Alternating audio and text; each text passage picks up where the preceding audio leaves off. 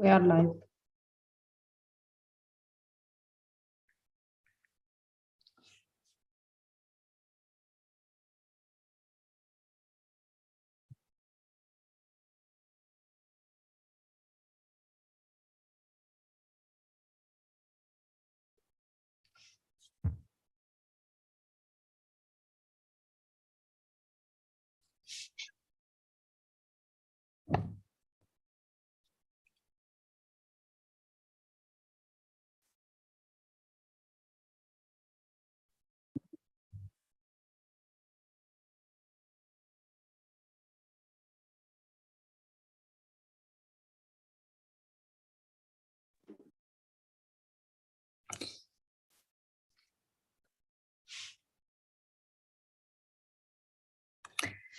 السلام عليكم ورحمة الله وبركاته. نرحب بكم في اليوم الثاني من مؤتمرنا حول إعادة تصميم التعليم العالي. نبدأ المؤتمر اليوم بإذن الله بالحلقة النقاشية المتعلقة بالموائمة بين الاتجاهات المستقبلية في التعليم العالي وحوكمة واعتماد مؤسسات التعليم العالي. للأسف نعتذر منكم من الجلسة الافتتاحية اليوم لن تكون متواجدة بسبب ظروف خاصة بالخبير المشارك فيها، لكننا سوف يتم مناقشة العديد من النقاط التي كانت سوف تطرح في الجلسة الرئيسية من خلال هذه الجلسة الحلقة والعروض التي سوف يقدمها لنا الخبراء، وسوف يتاح لكم وقت أكثر أيضاً للأسئلة والإجابة عليها والاستفسار من قبل الخبراء. والآن أترك السيد أليكس بروست لقيادة هذه الجلسة. Alex, the floor is for you. You can start the session. Thank you very much indeed, Director, and welcome everybody to this panel session looking at the alignment between the future trends in higher education and the governance and accreditation of higher education institutions. My name is Alex Bowles and I am the Deputy Chief Executive of Guild HE, and we represent 60 smaller and specialist universities and colleges in the United Kingdom. And actually many of these institutions are at the cutting edge of innovative approaches to higher education, often delivering highly technical and vocational education in partnership with businesses, and indeed thinking about the way in which they deliver education that a diverse range of people are able to experience. And so looking at how they deliver qualifications more quickly, delivering qualifications entirely online, something that's been less innovative over the last couple of years, but also thinking about how they deliver increasingly bite-sized chunks of credit as well. I also sit on a number of governing bodies of both universities, of regulators and quality assurance and enhancement agencies. And so this discussion today is of particular interest to me as we think about some of these implications and trends facing higher education and that these will have on the governance, quality assurance and accreditation. So helping guide us through these discussions this morning, we have an excellent panel. And I'm looking forward to a very sort of lively question and answer session after the speakers' contributions. If you do have any questions, if you could put them in the Q&A box and we'll capture those as we go along. And I will just start by introducing our speakers. So first up, our first speaker will be Michaela Martin, who is the Programme Specialist at the International Institute for Education Planning at UNESCO. The title of her session is SDG 4, Flexible Learning Pathways, and so a challenge for quality assurance and recognition from policy to practice. Michaela has a track record of more than 25 years in research and teaching in higher education policy, governance and planning. And she joined UNESCO in 1990, and she's been specialising in the management of higher education, including an international research and training programme in the area of internal and external quality assurance in higher education, and more recently in charge of research on flexible learning pathways. We'll then turn to our second speaker, who is Jan Vries, Senior Vice President for Government Affairs at the Council for Higher Education Accreditation. And he'll be speaking about future trends in higher education and their impact on accreditation and assessment. Jan joined Chia in 2006 from the Final Analysis Communication Services, where he was Vice President of Administration and Director of Government Relations. And Jan has also served as Chief of Staff for 2 former members of Congress in the United States. And our final speaker will be Manja Klemencic, who is an Associate Senior Lecturer in Sociology at Harvard. And she'll be speaking about future economic and student demographic trends. Manja researches, teaches and advises at Harvard University and acts as a consultant on higher education strategies and instruments. And her major research contribution is on student-centered learning and teaching in higher education and student agency as students' capabilities to navigate, take responsibility for, and help shape their learning and education pathways and environments. She's written extensively on higher education and is also the editor-in-chief of the European Journal of Higher Education. And it's also a particular pleasure welcoming Manja to the panel, as we've known each other for many years since I succeeded her as Secretary General of the European Students' Union more than 20 years ago. Welcome, Manja, Jan and Michaela, and I'm looking forward to a fascinating discussion this morning. And so if I may, I'll turn first to Michaela. Thank you very much, Alex, for this very nice introduction. And I'm particularly pleased to be here this morning, here in Paris, and my greetings from Paris.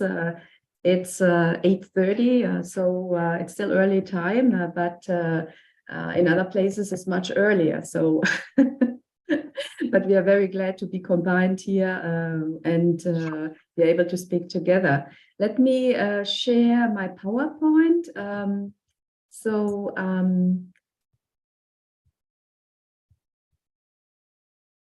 Is this to be seen?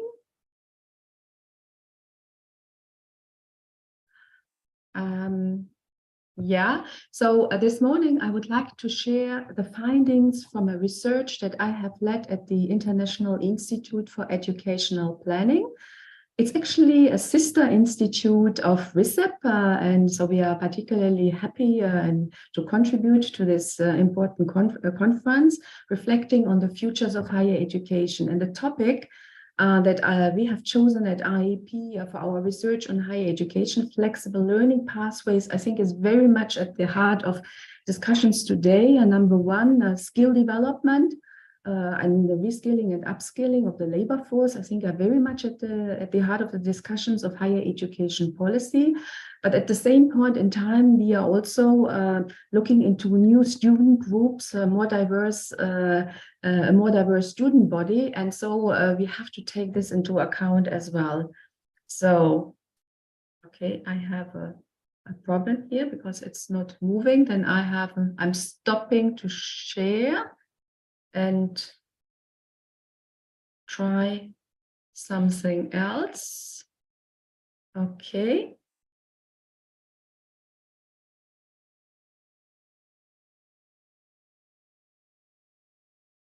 Can you see this now? Okay, so now I'm on my PowerPoint. Very sorry. I just want to say some words about the rationale behind this research. So on the one hand, what we can observe worldwide, and particularly in countries of the global south, is a very rapid increase in student enrollments. And so higher education systems are becoming more complex. So with many more providers of higher education, academic institutions, short cycle higher education providers, professional training, and higher education institutions are therefore also much more fragmented. So the possibilities of the learner to move from one provider to the other in a much more diverse and fragmented systems are much more difficult. At the same point in time, as I mentioned already, the learners themselves are becoming more diverse. So we have higher education returnees, people that have already entered into the labor market, entering back into higher education. We have many more students from lower socioeconomic groups. We have also refugees in higher education. So we have many more people with diverse demands on higher education. And this, as I already mentioned, leads for a more diverse provision also, but also an articulated and integrated provision of higher education. I think that is a challenge actually for the present and the future. And then COVID-19, of course, has also shown the importance of flexible learning, flexible provision, online provision in particular. So this has come in, I think, as a strong driver for change in higher education systems. Now, let me just take a look at the notion of flexible learning pathways. In our research, we have actually used a definition that has been coined by UNESCO in the Education 2030 agenda, and flexible pathways are very much related, and I think that's very much the topic of our session today, to entry points, re-entry points at all ages and all educational levels. So here we are talking about articulation of levels, but strengthened links between formal and non-formal structures, so all types of learning, and therefore recognition, validation, and accreditation of the knowledge, skills, and competences acquired through non-formal and informal education. So recognition supported through accreditation is at the heart of flexible learning pathways. Now, what we have done in our research, we have looked at pathways getting into higher education, alternative admission policies, like through open studies, recognition of prior learning, very important, pathways for getting through higher education, flexibility, for instance, through part-time and online learning and credit transfer, very important also to facilitate smooth progression of the learner through a higher education system, and then pathways for transitioning to the labor market. And we noted when we were looking at these three stages of the student journey that, again, recognition and accreditation are very much at the heart of the issue, and quality assurance really can play a strongly supportive role, but sometimes be also an inhibiting factor when it supports a very traditional academic, a very traditional idea of academia. Now, when we did our research, we went through a three-stage process. Number one, we did a stock taking of international experiences. We collected baseline information on policies, regulatory frameworks, instruments, and practices for flexible learning pathways. Then we went for an international survey. We surveyed ministries of education in UNESCO member states. We have 192 member states. We got valid responses from 76 member states. And then we studied 8 countries in depth. And they are Finland, the United Kingdom, Morocco, South Africa, Jamaica, Chile, India, and Malaysia. So we had a very broad international framework. And when we were looking at the country level, we were working with local research teams. The question was really very much, how do national policies translate into institutional practices? So we were really looking also into the policy implementation aspect. Now, some words about flexible entry pathways.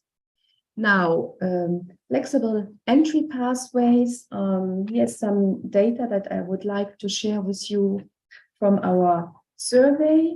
So, as I mentioned already, as part of our research, we carried out an international survey to understand existing policies and practices that support flexible learning pathways. And so we learned in our survey that in many countries, short cycle qualifications, ISCET Level 5, this is the International Standard Classification of Educational Development. This is basically are post-secondary training programs 2 years after the exit qualification of secondary education. They allowed for more permeability and diverse entry pathways than academic bachelor level programs. By contrast, bachelor level programs, ISCET level 6, were less permeable, with the most common entry path being a general secondary leaving certificate, a vocational secondary leaving certificate, and a general formal qualification from a post-secondary non-tertiary institutions. What we also found out in our international survey is that in most of the surveyed countries, policies existed to support recognition of prior learning, but recognition of prior learning practices based on non-formal and informal learning were much less common. And I think that's a very important area, I think, for future development. Now, bringing it to recognition of prior learning. Now, recognition of prior learning can focus on formal and informal learning. But as I just mentioned, what we commonly find in terms of practices at the country level is that recognition of prior learning typically focuses on formal learning. What we can see also that it is practiced much more commonly by vocational institutions that recognize professional competencies, and that it is much more difficult to bring the thinking of recognition of prior learning to academic institutions. So, as I mentioned, we in our case study research and country research, we saw, for instance, that Malaysia had a very interesting system, the APEL system, so recognition for prior learning for access and credit in Malaysia. So this is a system that recognizes both informal and non-formal learning. It does it for entry into higher education, but also for progression into higher education. We saw also that in Chile, there was an existing system for recognition of prior learning, but only for labor competences to the access of professional higher education. And it was under discussion in the country actually to bring this scheme also to academic organizations. Now, what we found also in our research, and what was very much emphasized in the literature as well, that flexible learning pathways really require academic guidance for diverse entry. The more diverse options exist, the more important it is for students to be guided in how to choose options that suit either their personal interests and aspirations, or their labor market, their aspirations to enter into certain professions. So easy access for easy accessible information is crucial to make informed student choices. And guidance services are channels of information through which learners can access accurate information about study options. And what we saw actually, that is an increasing number of countries that have platforms, national platforms that inform students about the available options in higher education. But typically, these platforms don't emphasize or don't provide particular information on flexible learning pathways. For instance, opportunities to access higher education to the recognition of prior learning. We saw also that in some countries, so for instance, in South Africa, it's the higher education institutions that offer walk-in centers, so easy access centers. But then also it was emphasized that the funding for these centers was not specifically foreseen in the allocation of funding to higher education institutions, but that institutions needed to fund these type of services from their own resources. And it was found to be a major obstacle to the development of recognition of prior learning and these walk-in centers in higher education institutions. Now, some words about flexible progression pathways. So here is some data from our survey. So what we found was that before the pandemic in 2019, in our survey, when we conducted our international survey, we asked ministries of higher education of UNESCO member states what modes of delivery of higher education they used in their higher education systems. So most of the responding countries, 78, mentioned that they had been already offering distance and online education prior to COVID-19. Also, the quality and validation of such delivery modes was mentioned to be still a challenge. Countries combined face-to-face provision and elements of distance and online learning to better provide flexibility to a wide range of learners. Certainly, as we all know, the use of open online and distance learning during the pandemic has drastically increased, and many education programs in many education programs, it has become the only means of delivery learning during COVID-19. So this is just some data. I do not want to go too much into into the data, but simply to say that distance and open learning is actually a current feature in most higher education systems worldwide. But there is flexibility in delivery. It expands access to higher education.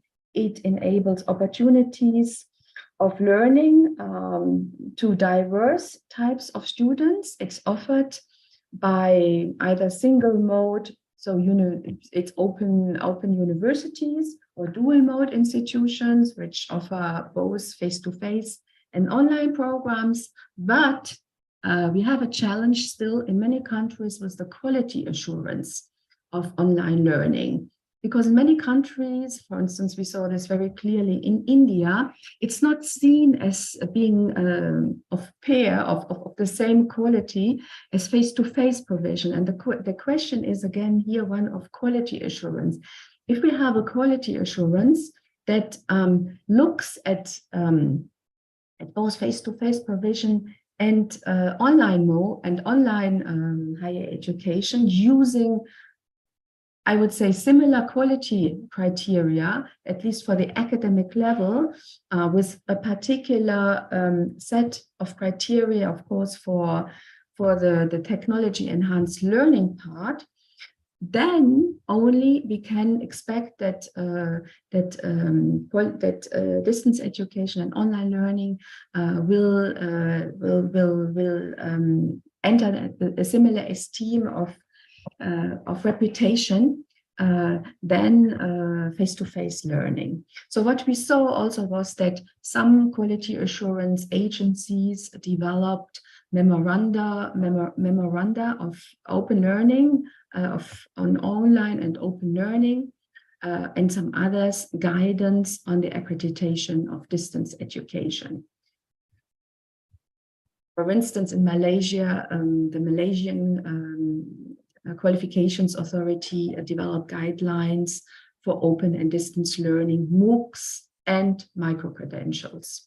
So I think that is an important function for quality assurance agencies actually to guide the reflection in the higher education sector on quality standards, and then also applying these quality standards in the accreditation process. Now, another important aspect on the flexibility of higher education provision is credit accumulation and transfer. And this is an essential tool for implementing transfer and recognition of prior learning processes at the higher education institutional level. So CAT supports recognition and transfer of all types of learning, formal and non-formal. And what we have seen in the case of our case countries, A credit transfer supports the transfer of students from one program to another and across institutions. Credit transfer across the study countries takes place at the national and institutional level. But what we saw also is that in some countries, when the funding for higher education institutions is provided on student numbers, there was an inbuilt disincentive actually for higher education institutions to recognize the credits provided by other higher education institutions. So we have to think also about the incentive structure that we have in our higher education institutions systems to incentivize credit transfer across the higher education sector. So I just want to pose this as a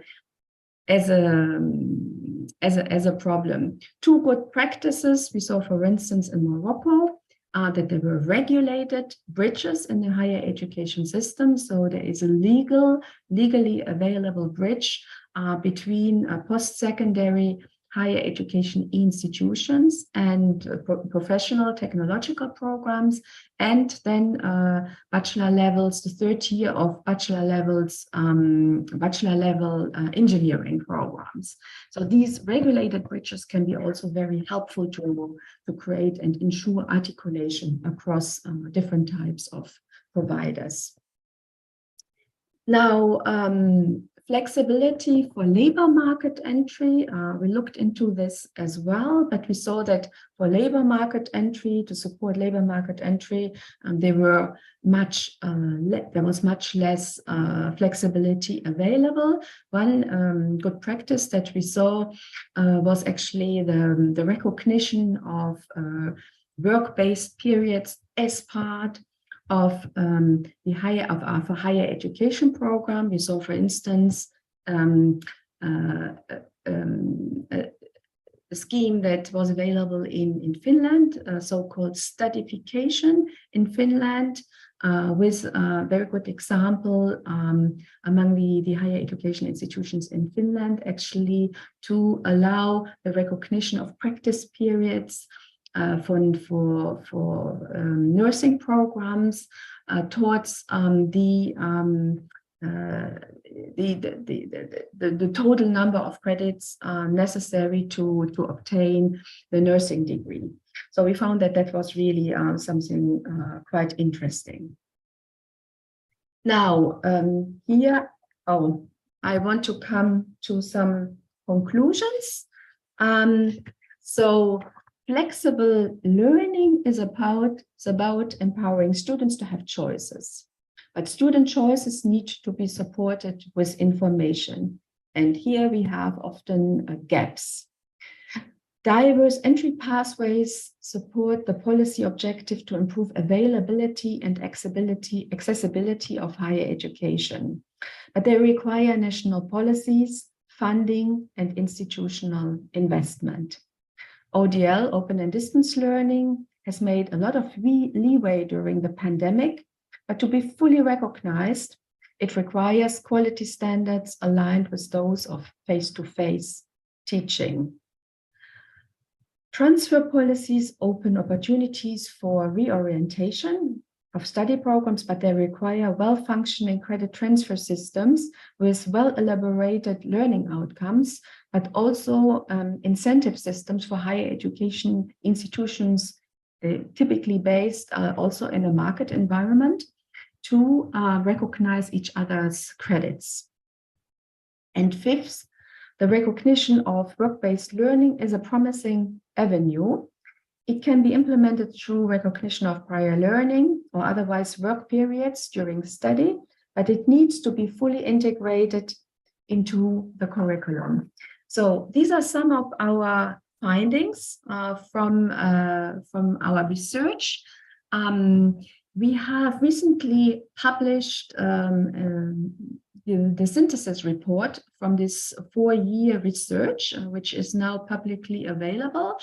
And I can share the link after my presentation with you in the chat mode. So, I mean, our participants can access it online. It's open access, it's an open access publication. But I will also share with you the link to the webpage of this project, where you can find the resources on the stock taking exercise, the 8 case studies. We have produced country synthesis country notes from these 8 case studies, and we have also prepared 4 thematic policy briefs that are synthesizing the findings on open entry, flexible provision, and flexible learning pathways for labor market entry, and another one on the importance of quality assurance and regulation actually to allow for flexible learning pathways. And I want to stop here, and I thank you for your attention. I pass it back to Alex then. Thank you very much indeed, Michaela. That was absolutely fascinating and resonated so strongly with the experiences that we have here in the United Kingdom. Your starting point with your framework, the figure on one of the earlier slides, talking about the learner choice, the personal flexibility, institutional agility, balance, pragmatism, was an excellent capturing of the different elements of flexible learning and also some of the real challenges that you identified in terms of the increased offer of flexibility and how that links back to how potential learners are both given the information of that and the help to be guided through that, as well as some of the real challenges around incentivizing institutions to recognize these credits, and indeed some of the challenges around quality assurance. So thank you very much. That was hugely fascinating, certainly from my perspective and some of the experiences here in London. And I'm looking forward to the discussion session later to explore some of those in a bit more detail. The second speaker is Jan Fries, and I will hand over to you. Thank you very much indeed.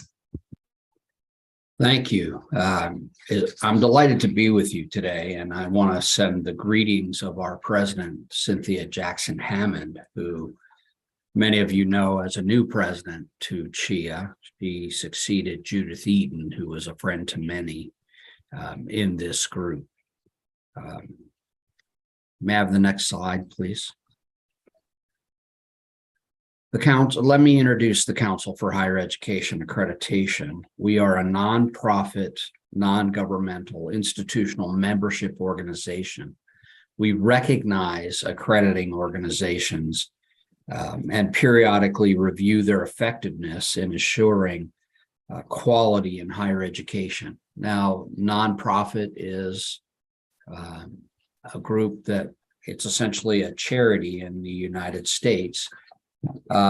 We are non-governmental, which is different than lots of other places reviewing quality. CHIA serves as an advocate for our member institutions with government, with the press, with the Department of Education, with Congress. We also serve as a research and public policy body. So we research higher education, we talk about it, we try to be out front on issues of accreditation in the United States. And we're also a convener or a partner with the international community as we discuss quality assurance and bring some of the international concerns about quality assurance here to the United States.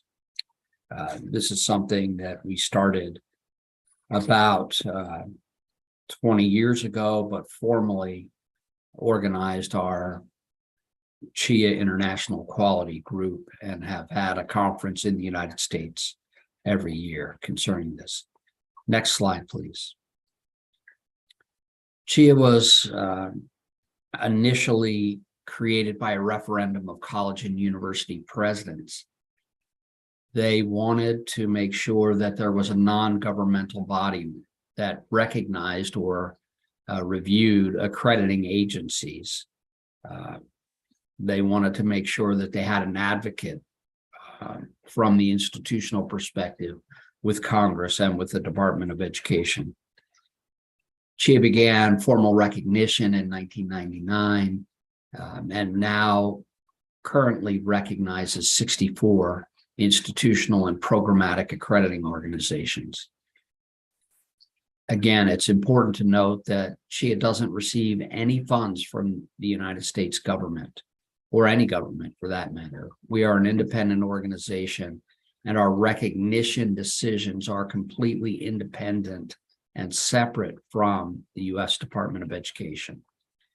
We have had a number of situations where the Department of Education has come to our recognition meetings and subsequently written letters to accreditors to ask questions, but we do not do the same thing. Next slide, please. Accreditation in the thank you. Accreditation in the United States has been in existence for more than 125 years. Accrediting organizations started in New England. They were formed by members of the academic community to provide external review of the quality of institutions. And from the beginning, accreditors have been focused on the quality of the institution, continuous improvement of quality, and the need to meet the evolving concerns and needs of students and society. In the US, accreditors fall into four basic categories. What used to be called the regional accreditors, they're now called institutional accreditors by the United States government. They still call themselves the regional accreditors, and they accredit most of the nonprofit institutions and the public institutions. They're the oldest category of accreditor, and they accredit about 3,000 institutions. The national career-related organizations accredit about 3,500 institutions, and they focus on technical training and mostly for-profit institutions. Our faith-related accreditors are institutional accreditors that focus on institutions that are connected with a religion or provide religious training. And then our programmatic accreditors focus on programs of study in specific field, like law and medicine, dance, journalism, public health, dentistry, teaching, nursing, and there are 65 of those. Next slide, please.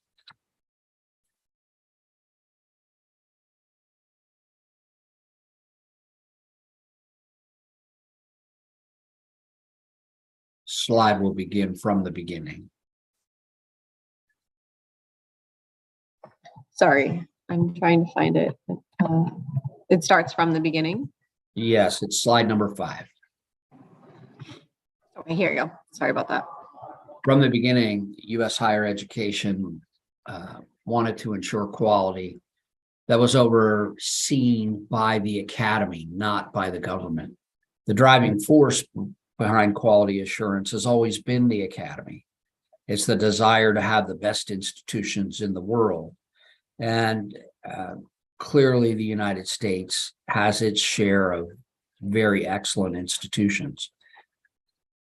But the public policy in the United States has been such that it also wanted to have open access institutions.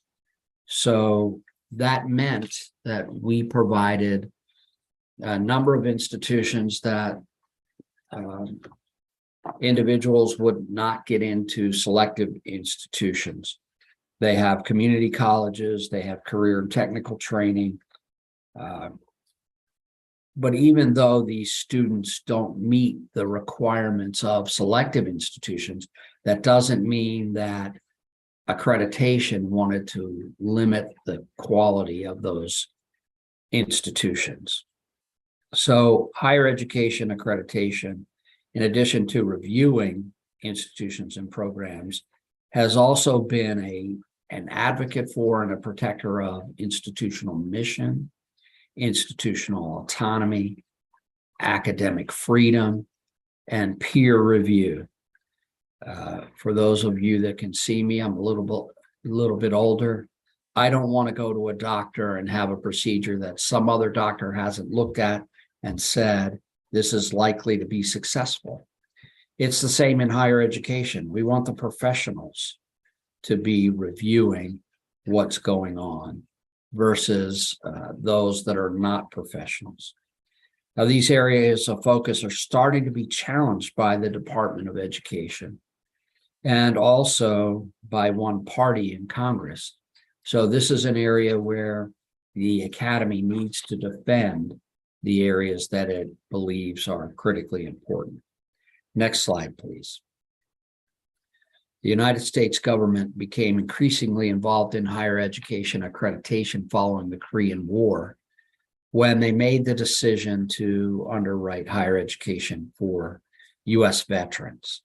So there was a large additional population that started to go to college. The legislation called the GI Bill went into effect in the early 1950s. And at that point, the regulations were set and accreditations were to function as reliable authorities judging institutional quality and as gatekeepers for the U.S. government funds that would be used at these accredited institutions. And at that time, there was a single page of standards that the government wanted to follow. Today, there are 10 or 12 pages of law, 35 pages of regulation, and another 30 or 40 pages of sub-regulatory guidance, all that reviews accreditors. The Department of Education continues to promulgate additional regulations, some of which affect accreditors, but all of which affect institutions. Next slide, please.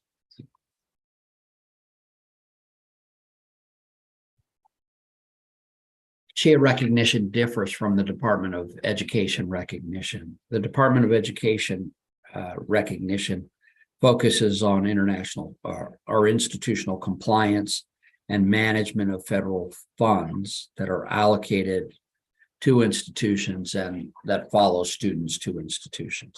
It does look at quality, but not as much as it looks at compliance and management of funds.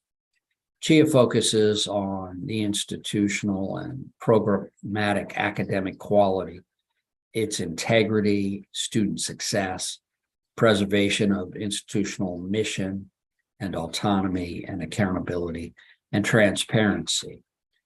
So there is a significant difference. We at CHIA don't concern ourselves about the spending of federal funds because we have no impact over it. Next slide, please.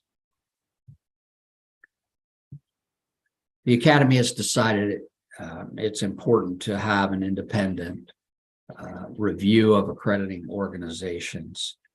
And it's decided that it's important that these accrediting organizations be independent of the government. Overseeing quality and institutional performance and student learning outcomes is the job of the Academy. It's not the job of the government. The Academy provides experts on how higher education operates, how it can improve. The government, while expert at overseeing its regulations, is not equipped to maintain the staff with expertise in all the areas of higher education. There are currently more than 7,000 institutions, post-secondary institutions in the United States, and more than 21,000 accredited programs of study that have to be managed by accreditors. And accreditors are currently using higher education professionals as volunteers to help review quality at each of these institutions. They go in teams, provide reports to accreditors. And I know that you know the process, but more than $100 million is spent each year in accrediting institutions and reviewing them for quality. And many thousand volunteers go out in team reviews. This is something that the U.S. government is not equipped under the current budget to handle, and it would take a very large expansion of the Department of Education to do that. So the preference is to keep this in the Academy. Accrediting organizations now are in fact overseen by the U.S. government in the area of their fitness as a gatekeeper of funds. The government does have a responsibility to review the expenditure of taxpayer dollars. The accreditors are used as reliable authorities. So therefore, it is important that they are accountable to the government, but their standards should not be set by the government. Next slide, please. The U.S. Department of Education has regulations concerning recognition of accrediting agencies, and they've grown. They continue to grow, and it's been quite dramatic since they were first established, with an emphasis on compliance for regulations, particularly around funding. Accreditors and institutions work together to make sure that the institutions are compliant to how the government money is spent. Now, the U.S. government spends a lot of money for students, and that's grown substantially since the 1950s. In the 1950s, there was the GI Bill, where soldiers returning from the Korean War received government funds to become trained at colleges and universities. Now we have Pell Grants, which are for those who are economically challenged, and that provides them money for the opportunity to go to school. We also have student loans, where students and parents can borrow money to attend colleges and universities. So there is a need for government oversight. Next slide, please. The U.S. system of quality assurance has accrediting organizations and the U.S. Department of Education joined with 50 states to oversee higher education. Together, accreditors and U.S. Department of Education and states are referred to as a triad, with the Department of Education focused on reviewing accreditors in their role as gatekeepers and providing federal funds. States are focused on authorizing institutions to operate and authorizing them to grant degrees for those institutions in their states. And accrediting organizations are focused on academic and institutional quality and improvement. The future is going to bring additional government involvement in the U.S. with direction on specifically what's sufficient for student learning outcomes.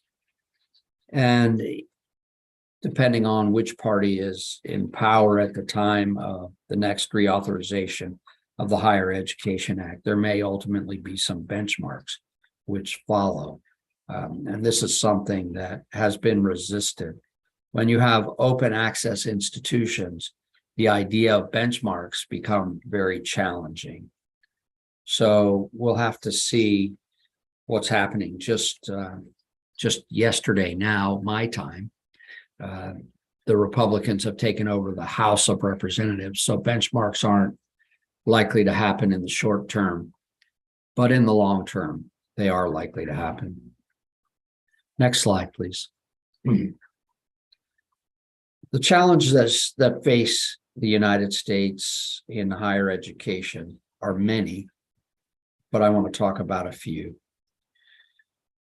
While accreditation in the United States continues to serve students and prospective students, parents, and the public, there will be a number of challenges. Academic freedom and institutional autonomy are under attack in parts of the United States, with more of the states and the federal government trying to increase requirements on institutions.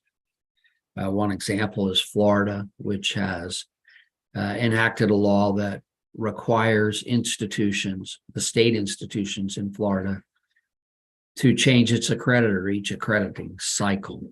This is not something that we consider to be good public policy. The cost of higher education is a challenge. The cost of operating institutions continue to grow, and it's grown faster than the rate of inflation over the last 10 years. That's unsustainable.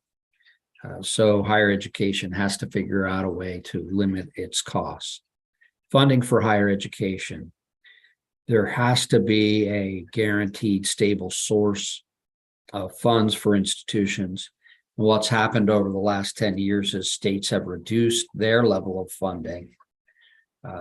This has created some concern and increased tuition rates. Another area of concern is transfer of credit, specifically between types of institutions. And this is something that the U.S. Higher education system has to get under control, or the government will decide that they'll control it. And that's something that people are not looking forward to. Diversity, equity, and inclusion. This is an area that society has insisted that actions need to be taken, and institutions and programs need to increase their diversity, equity, and inclusion.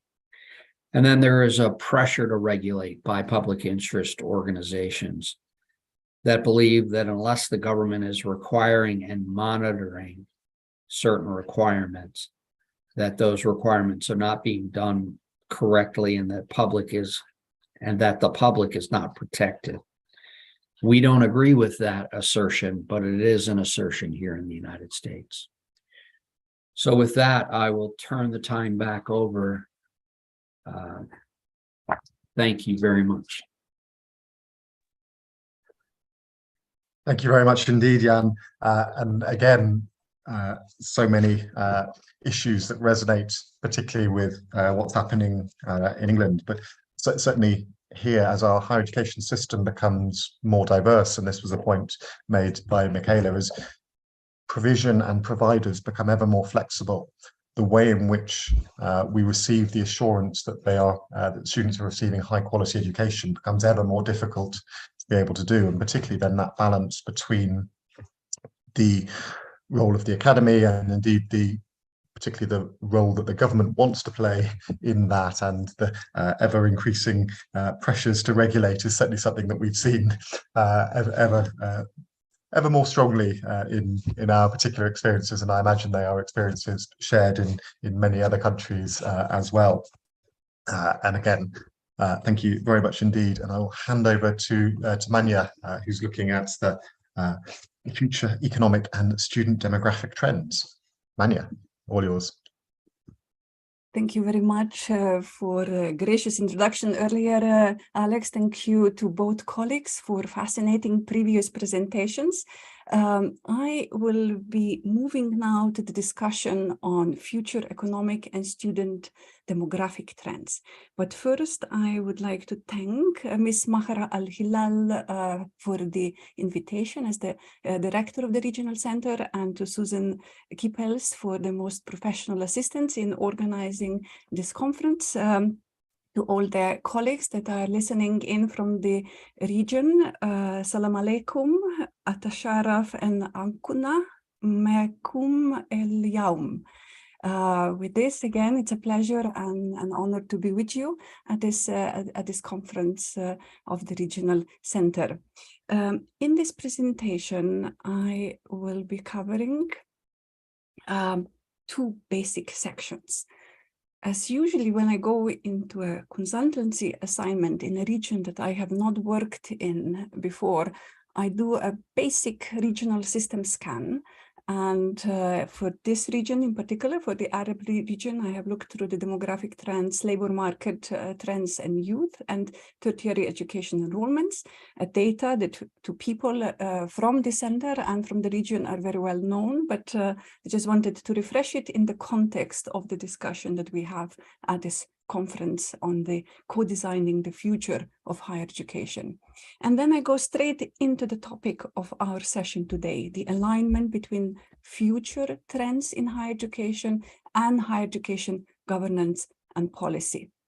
And here I draw from the various consultancy assignments I have done across the world, mostly in Europe, and I have selected for this region specifically 4 topics on the basis of which I develop 10 propositions and 25 guidelines. So this is the plan for my 20 minutes.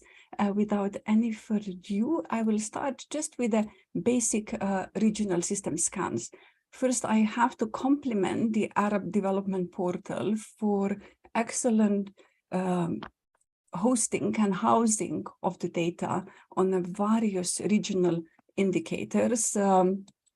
For example, this is the data on the demographic trends. And when we think about the future of higher education, we of course look first into what does demography tell us about who might be coming into the higher education, who are the prospective students.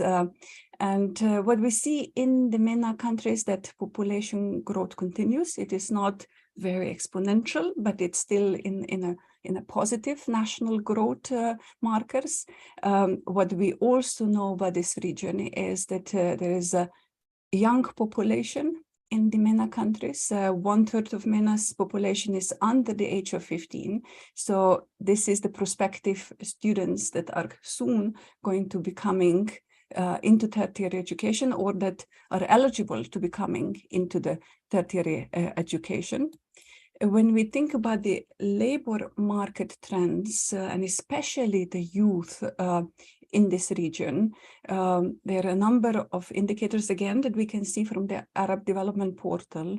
One is that this region has a lower share of economically active population compared to other regions. So that particular active population that is producing in comparison to the young ones and the aging ones, it's relatively lower, that there is significant youth unemployment, and that if the region is seeking the demographic bonus for the younger and the well-educated to be absorbed into the market economy, rather than experience the brain drain, of course, higher education has an important role to play.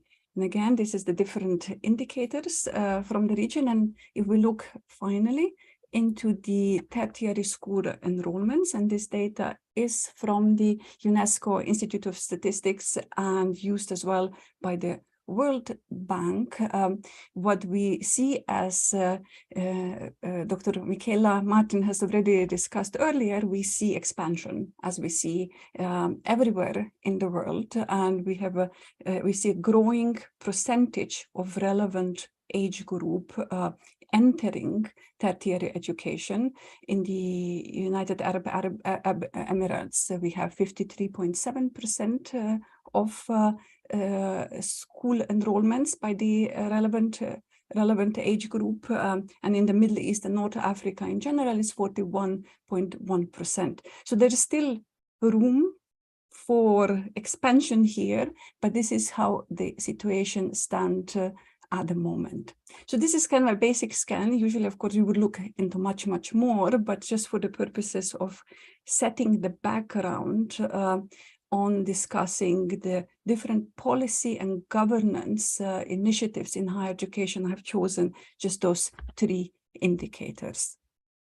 So I'm going now into the more exciting and probably more original part of my presentation, and that is really looking into the alignment between those future trends and the higher education governance and policy. I will begin with the topic of the relevance, quality, and attractiveness of tertiary education study programs. And the first proposition would be to connect the education programs to industry, government, and non-profits for relevance and skill matching. One of the challenges that are indicated from the labor market trend, and especially the youth, is the youth unemployment. And therefore, the connection between the study programs in higher education and the opportunities that these young people will have for employability within the industry or the government, the public sector, or the nonprofit sector is important in developing those partnerships. And there are a number of instruments or actions that we know from across the world that can help in this regard. One is to create work-based courses or service-based courses, such as the inserting apprenticeships or traineeships into the curricular offer of the study programs.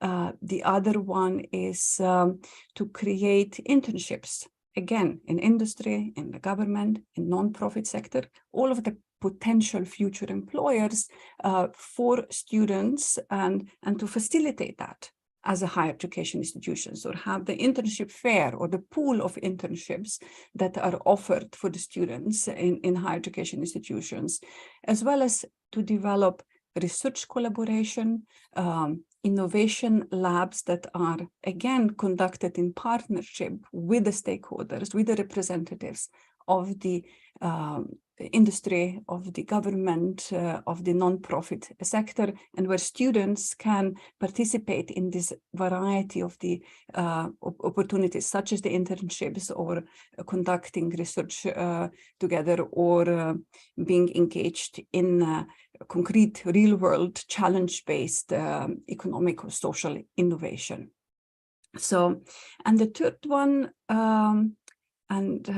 kind of the third action that I would like to, the guidelines I would like to propose here, is to have a public relations strategy that emphasizes prestige of all study programs, not just the usual one. And we know in the MENA countries, like in my region and some other parts of the world, it is really the doctor, the lawyer, the engineer are the professions that are highly regarded and considered prestigious. But we also need highly educated nurses. We need highly educated plumbers, construction workers, as much as we need highly educated teachers and doctors and lawyers and engineers. So it is in a way a responsibility both from the higher education institutions offering those programs, as well as from the policymakers, to in a way raise the profile, raise the prestige of all of those type of study programs and the professions for which they are educating them. So this is something that is often not done, and we see a stratification or of different study programs and professions. And I would very much argue and appeal to the policymakers and institutions to try to overcome that, to give the sense to the young people who are choosing new professions that there is worth in being a nurse and being a skilled nurse, and there is a word in being a successful plumber, an educated plumber, and other professions that keep our life and daily work basically going, right? It's not just those that we typically consider more prestigious professions. And the other aspect that I wanted to highlight is the importance of maintaining high standards in the humanities, especially in Arab region. I would like to say that Arab region is one of the ones with the richest intellectual and cultural traditions in world civilization. For centuries, this region has cultivated intellectual advances in medicine, in astronomy, in logic, in mathematics, in law and philosophy at the highest possible level. So the names of Ibn Sina, Al-Ghazali, Ibn al-Khaytham, Ibn al-Shatir are known in the region, and I'm sure you know many more of those. And I would like to argue that this cultural, powerful, intellectual and cultural heritage is something that students in this region should be aware of, should be drawing inspiration from, and learn about in most creative ways. So we talk in our recommendation a lot about maintaining the connection between higher education and the labor market and the economy. And that is important, but I don't want us to forget the importance of the humanities, and especially in this region, focus on the impressive intellectual and cultural heritage that this region caters, and exposing students to fully engage with and fully understand and draw on this heritage. So this is the first guideline. The second one deals with the partnerships across the region for enhanced internationalization. And I know there's a workshop in this conference as well on internalization. And internalization is really something that can help build capacity, pool resources among individual higher education institutions, share best practices, share intellectual developments, but it also is important in the region to deepen regional cultural, economic, and political bonds. So the classical instruments in this proposition are, of course, facilitating and incentivizing student and staff exchange programs across countries and institutions in the region, and of course beyond the region, offering, or again facilitating, promoting offer of double and joint degree programs where higher education institutions come together and again pool resources, pool their knowledge in offering state-of-the-art degree programs or doctoral programs, as well as promote similar collaboration within the research projects, program centers, so the entire scope of research and innovation. My next proposition, still within the same theme, speaks to the importance of strengthening student agency and student-centered approaches. Dr. Michela Martin spoke most eloquently about the enabling the flexible learning pathways, offering some choice of flexibility in educational offer, recognizing also prior learning, which certainly helps strengthen the student agency.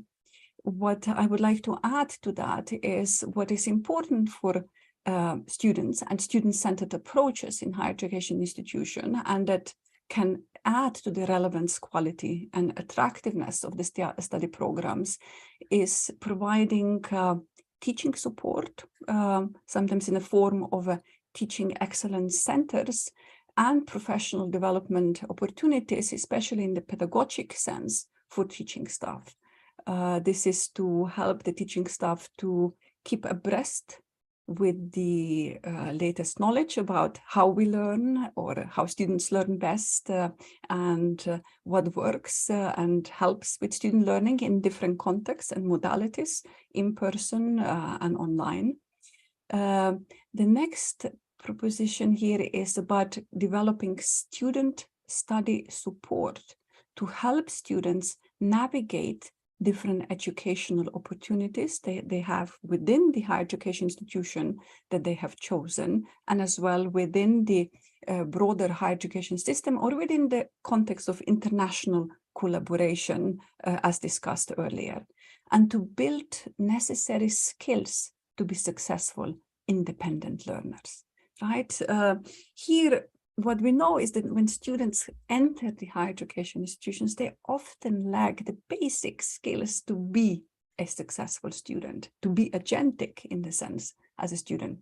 The basic study skills, how to study, not just to memorize, how to do the quick reading versus deep reading when necessary, how to self-regulate, so how to develop own personal learning strategy, reflect on one's own effectiveness of those study strategies, reassess them, how to manage time between the various commitments. Lots of our students are working while studying or have other extracurricular activities, how they organize their day in terms of time management, and about self-direction, setting their own personal goals, learning goals, professional goals, and understanding the different strategies that are available for them to reach those goals. All of those are aspects of being agentic, of being able to have capabilities to navigate learning environments and educational environments, and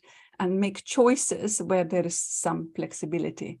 And then the final guideline here is about what Dr. Martin has been speaking about, is that inserting some flexibility in the curricular offer through flexible learning pathways, but also just simply adding certain optional courses which students can choose between different topics and find a topic that motivates them more and that interests them more. Insert flexibility in the choice of research topics if you have research-based teaching. And that is really to boost their motivation and learning. So strengthening student agency and student-centered approaches and everything, and a lot that we know about student-centered approaches in higher education. And again, I want to go to the nurturing of the tradition of rigorous humanities in the region and supporting the intellectual advances in the study of history, philosophy, philology, Arabic culture, for the reasons that I have spoken about, because of the rich intellectual and cultural heritage in this region, in those areas, and the importance for students to be aware of them and get inspiration from them and learn from them. And this is really to maintain pride and connection to the intellectual and cultural heritage in the region. Some countries are more kind of dismissing their past. I don't think that this is the case in the Arab countries, and it shouldn't be. It should be standing proud on the intellectual heritage that it has. I'm moving now into the second topic, again mentioned in some ways by the previous speakers, and that is the question of upskilling programs and micro-credentials. And here I am addressing the challenge that we have seen in the earlier scan of the systems, and that is really in the shortage of active workforce and perhaps also skill shortages associated with that. So offering upskilling or reskilling programs, including in the form of micro-credentials as a short competency-based recognition of skills, I think is paramount to ensure that the workforce is up to date and prepared for the fast changing needs and expectations of the labor markets and the economy and the social innovation as well that comes with it. So here, two guidelines. One is on the strong links and importance of strong links between quality assurance and the recognition of study periods and prior learning, including micro-credentials. I think Dr. Jan Fries's presentation on the accreditation programs in the United States becomes relevant here because it is important as well by the higher education institutions, and as discussed before by Dr. Martin, that there is a proper and adequate recognition of those non-conventional study pathways, if you like it, and including those study programs that do not necessarily lead to the traditional degree, but offer skill-based, competency-based micro-credential. And again, the guideline 12 is about the flexibility in the degree and non-degree programs for lifelong learning. So the offer of the programs that are specifically designed for the workforce, for the people who are who are the lifelong learners and are coming back to higher education institutions, or the industry providers in collaboration with higher education institutions to get additional skills that prepare them better for the contemporary demands of the labor market.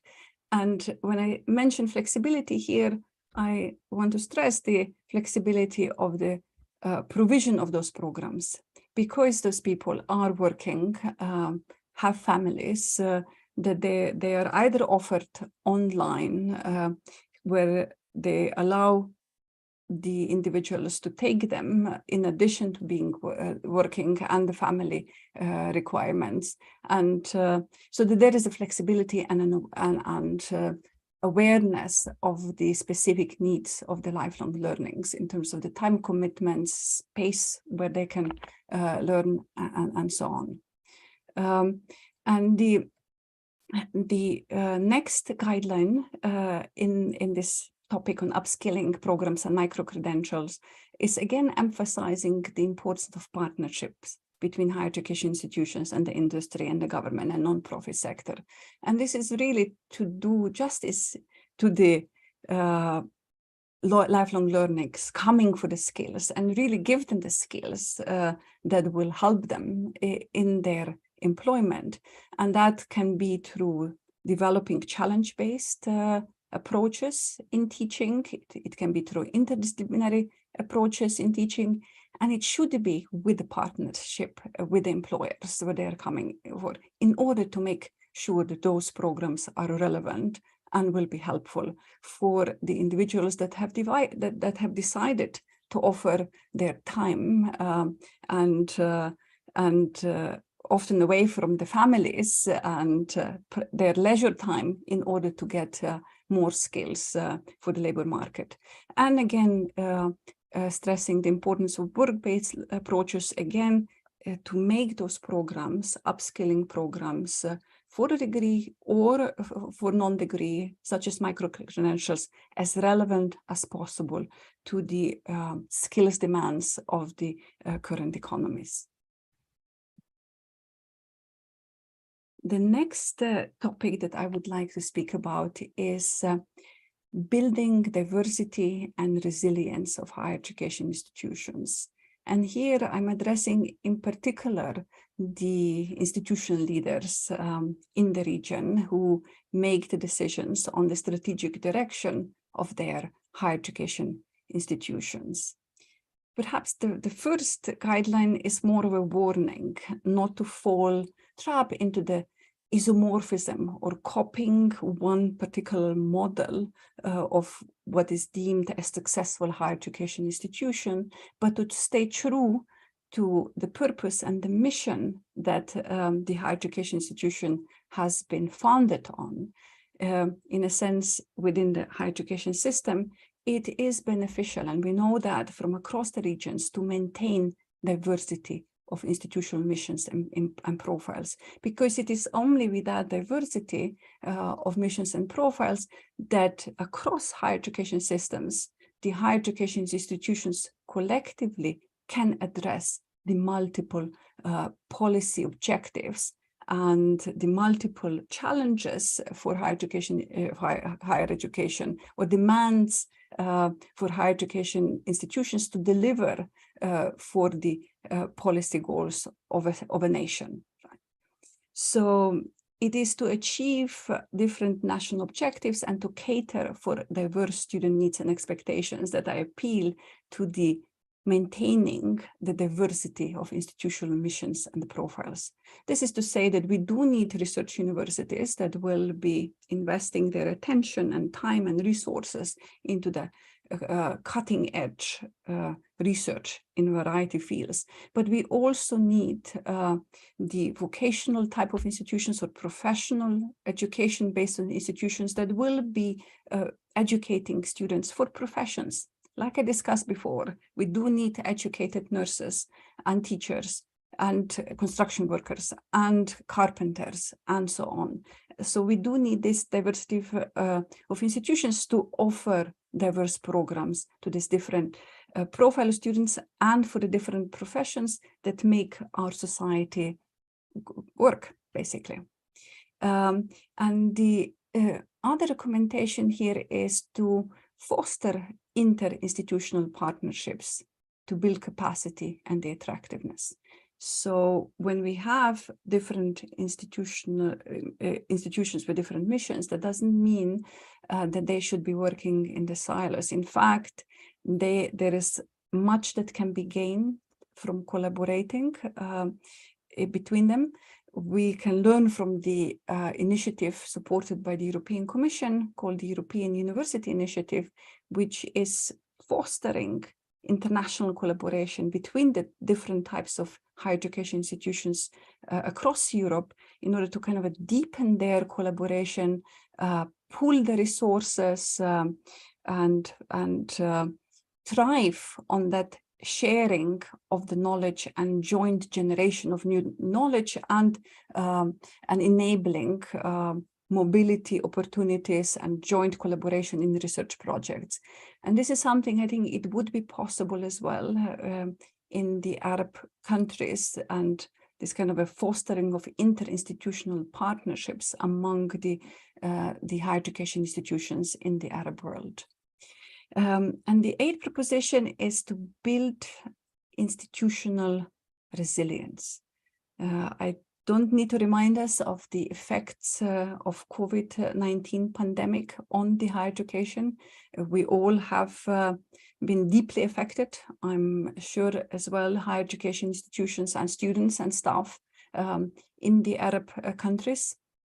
So the question is how to prepare for future shocks, if any, and how to really build institutional resilience to achieve and to ensure sustainable higher education institutions, sustainability of the higher education institutions. I would start, I have 5 guidelines here. I would start with the communication channels. What we have seen during the COVID-19 pandemic is that in many higher education institutions, kind of the basic modes of communicating the decisions and the guidelines and the action plans to all of the stakeholders of their institutional community, to all of them. So to the staff of different ranges, administrative and academic, to the students have often failed.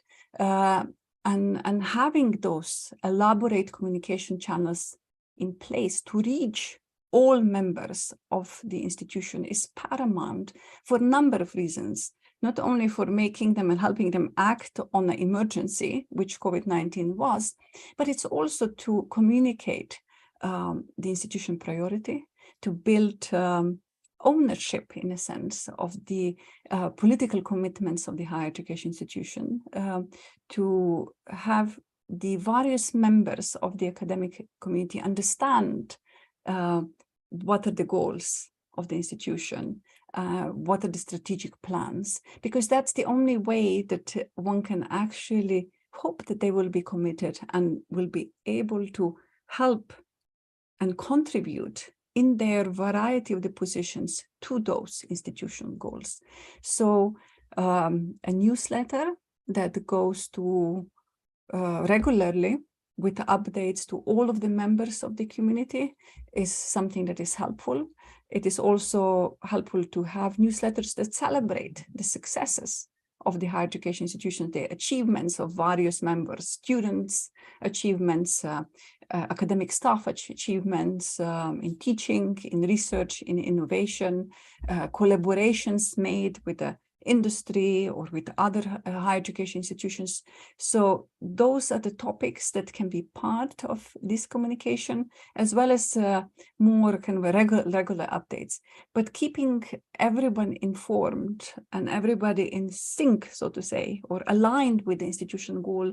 It's important to maintain their sense of belonging, to raise their commitment and their contribution to those joint institutional goals.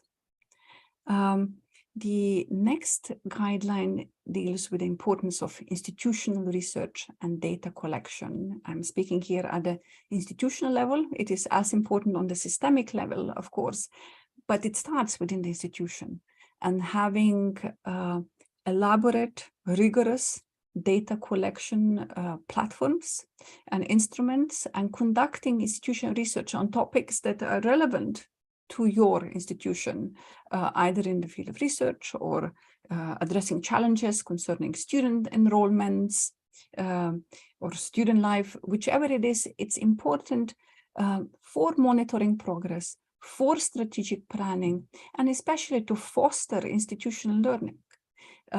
We often learn best from our failures or of not meeting the goals. So having data records, having evidence of the progress can help as well with the institutions to look back and reassess the past strategy in order to build that institutional learning and develop better strategies for the future. So it's a vital area of every institutional management and the governance to have a strong, well-resourced unit that is devoted to data collection, analysis of that data, and in general, kind of conducting institutional research. In many higher education institutions in the world, it would be the quality assurance unit that would do that part as well. It would collect data for the reporting purposes, but I'm hoping that my message here is clear that it should also be not just for the formal reporting to other external agencies, to statistical agencies and to the government and to the ranking agencies. This data collection and institutional research is especially important for internal purposes, right? For the strategy planning, for institutional learning. So this is a unit that I really want to emphasize, and you can call it institutional research like the Americans do, or you can call it the quality assurance, as long as we know that the purposes are clear of data collection, data analysis, not just for the reporting, but also for the monitoring of one's own progress and for informing institutional strategies. The next guideline is deals with investment in professional development of staff. Your academic and professional and administrative staff are the vital actors in maintaining the actors in resilience or factors in resilience of higher education institutions. So investing in them, helping them grow individually through professional development, but also have a clear and transparent career progression pathways, which keeps your staff in the institution, is an important part of the resilience of higher education institutions. The next guideline is related and deals with students. Again, we are coming to the students and helping students to build their agency so that they are not completely dependent on the teaching staff and administrators to guide them and to make decisions for them, but that they really, as early as possible by entering an institution, have developed their own study skills, are able to navigate this institutional environment, see the opportunities that exist, see the resources that can help them in succeeding through the education trajectory at your institution, see the opportunities for them for future careers. And this is something that can be done by workshops on study skills, or having a special designated student support center which organizes the workshops, the training, that also brings together materials that students can read about how do you develop your own personal study plan, or how do you monitor your own progression, and so on, or how you think about what's important for you in terms of your future career plannings, and so on. It's a similar, as I spoke earlier, in the sense of teaching excellence centers, who also can be housing these various resources, even if only just having a website with a number of different materials that teachers can download and learn from on different pedagogical tools for student-centered learning approaches. So here, support for the students to build this agency so that they understand how to navigate, see opportunities, be responsible for their own learning, not depend on the teachers and expect that they will be passed on the knowledge, right? So really building this responsibility for their own learning.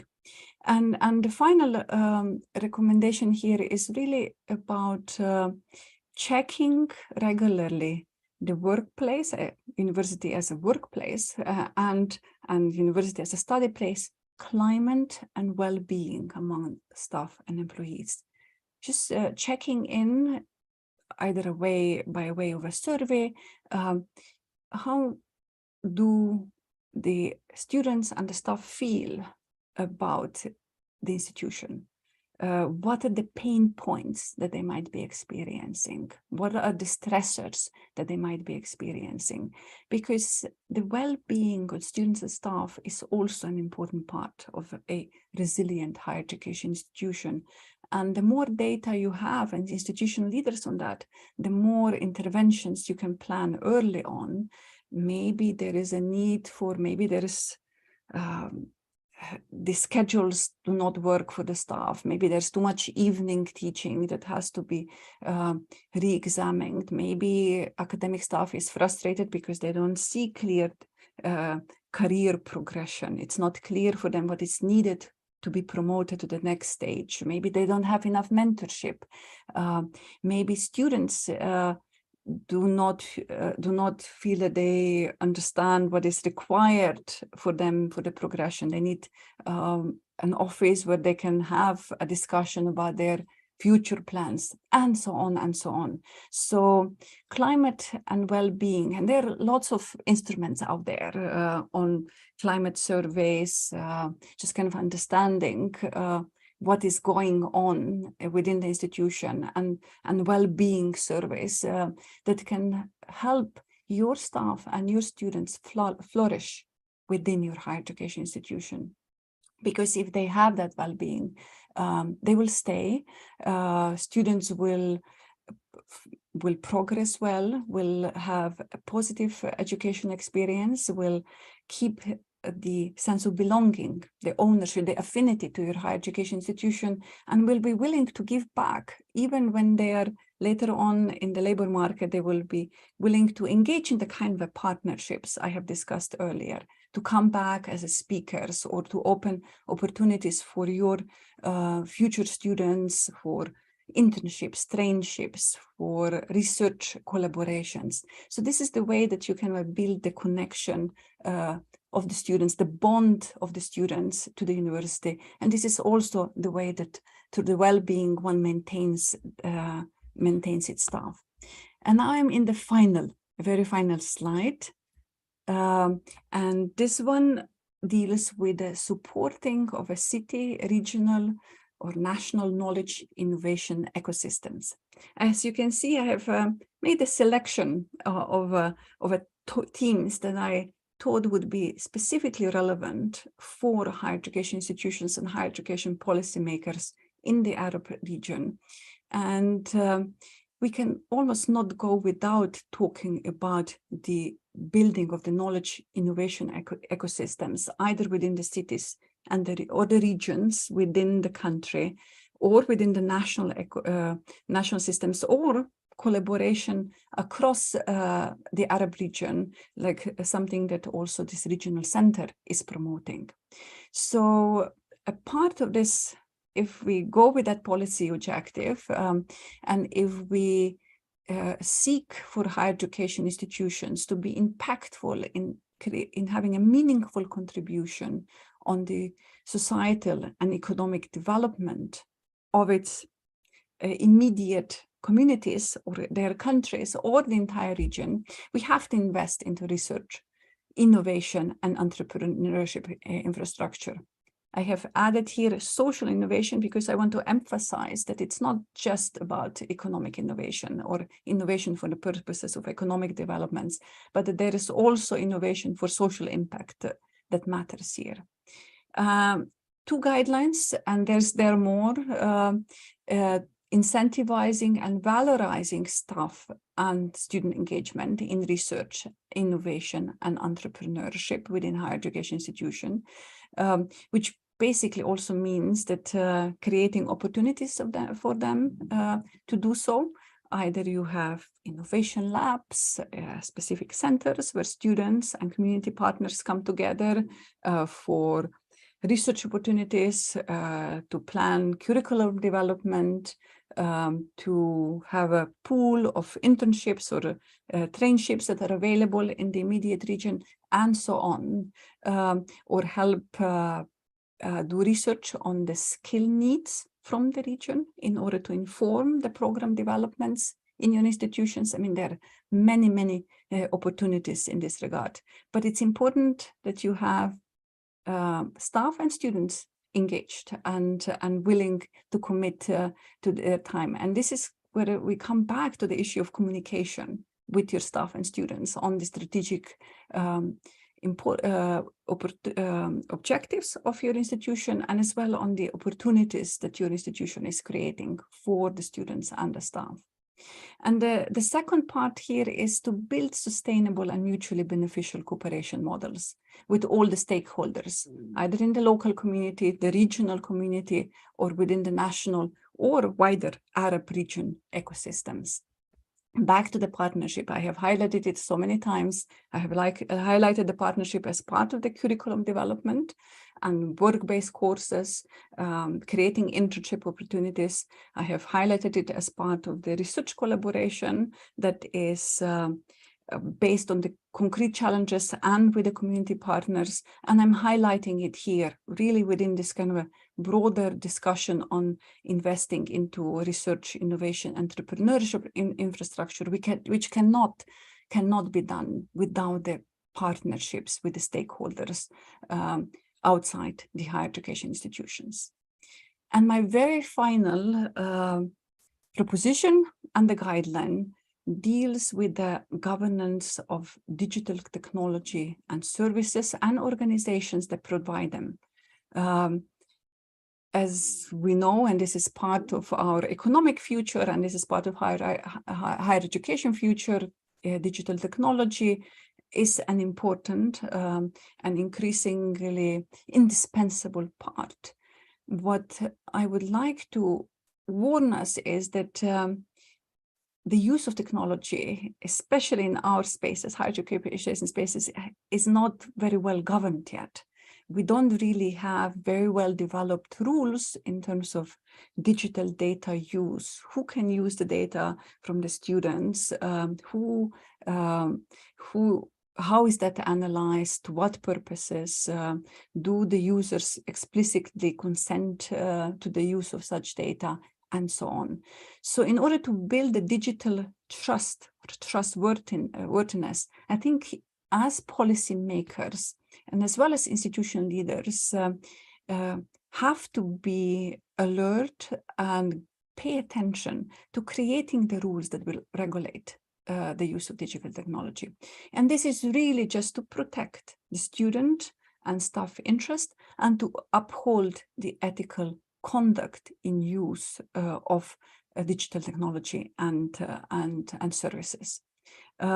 So developing rules and guidelines on cybersecurity and privacy, on interoperability of various digital platforms, on transparency in terms of data use, data as a digital asset here, and fairness in terms of accessibility as well of the digital services is important for inclusive, ethical, and responsible use of digital technology and services, and the data, digital data that is generated through the use of those technologies and services, and for the ethical conduct of digital technology providers and users.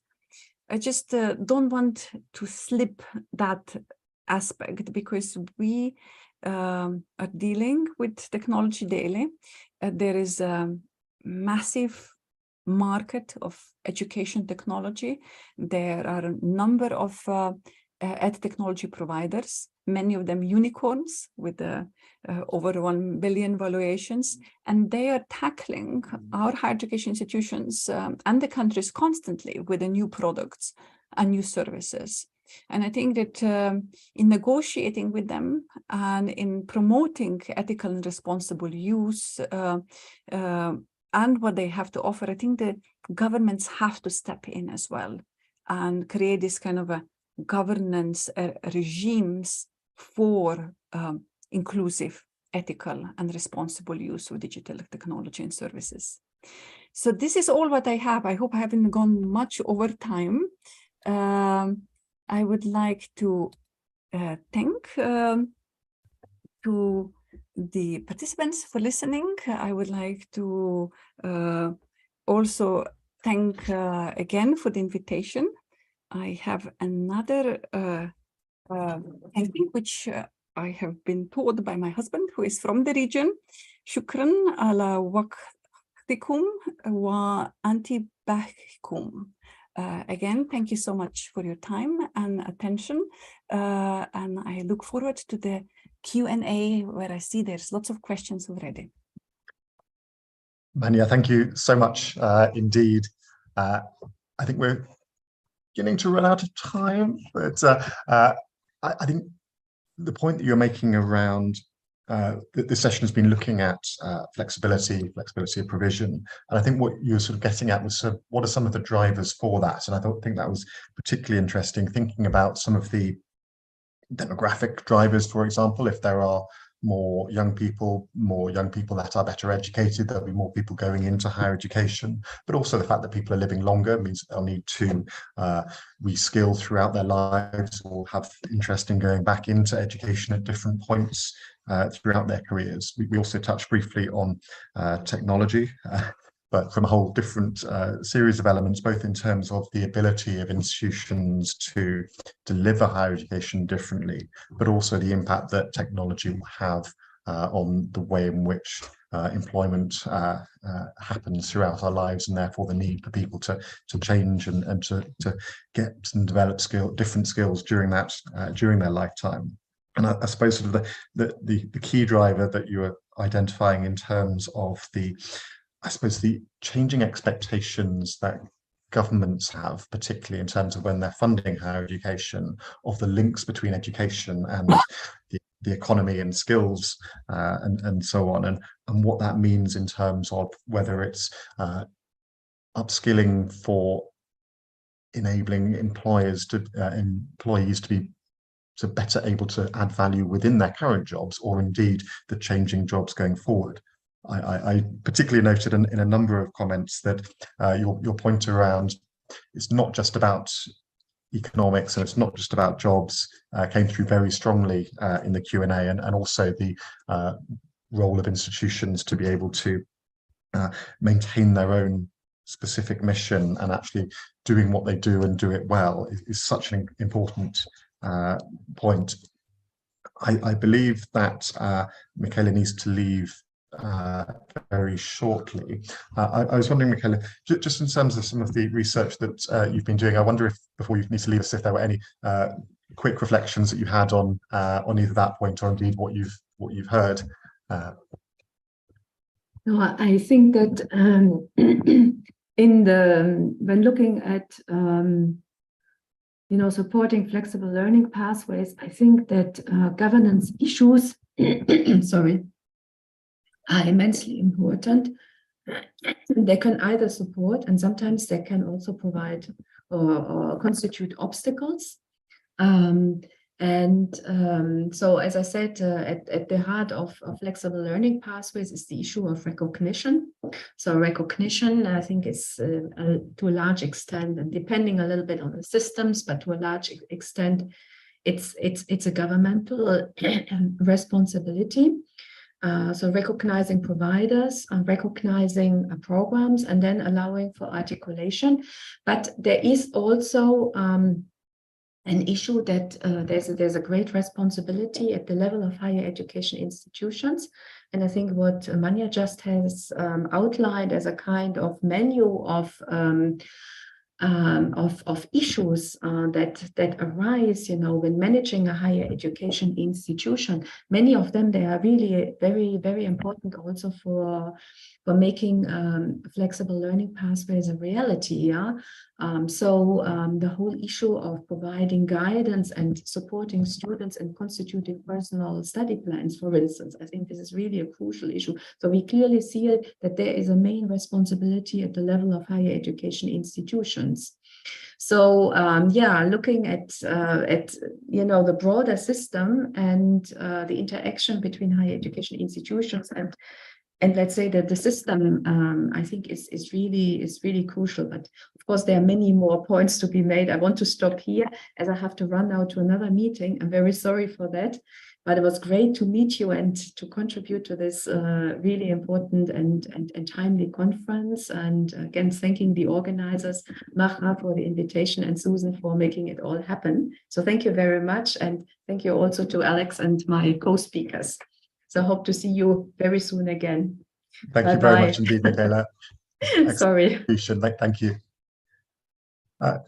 Jan, I'm not sure if you're still with us, if you had any sort of very brief, I know we're sort of very close to the end of time, if you had any sort of final thought that you wanted to leave us with before we head off. I think the most important thing that I would say to institutions particularly is quality is important, the review of quality is important, but also equally important is to maintain control of that quality. Government, we are responsible to government. I don't want to push government aside, but we want to make sure that the higher education community is the one directing the quality and measuring the quality, because they are the experts in that. And I'll leave you with that, and thank you for the opportunity. Thank you very much, and that's such an important point, something that I wish I could sometimes remind my own government of. Thank you very much indeed. Manya, I know you've just finished. I don't know if you had a very final thought you wanted to leave us with. I have gone a little bit over time, so I should not take more. Thank you so much, Alex, for a wonderful sharing, and it was wonderful to be with you all and to listen to the presentations of my co-panelists. Thank you. Thank you very much indeed, Manya, and thank you to all of our speakers and indeed to our organisers. It's been a fascinating discussion and indeed across many different time zones for our speakers. So thank you very much indeed for all of your contributions. Susan, I don't know whether you wanted me to hand over to you or if you just wanted me to thank people and we can go ahead and end the session. Thank you to everyone. And I'll just mention that the workshops are starting in the Microsoft Teams. This requires separate registration if anyone wants to join and hasn't registered. That's still an option. But yes, thank you all so much for the wonderful session this morning. Thank you very much indeed, and good to see you all.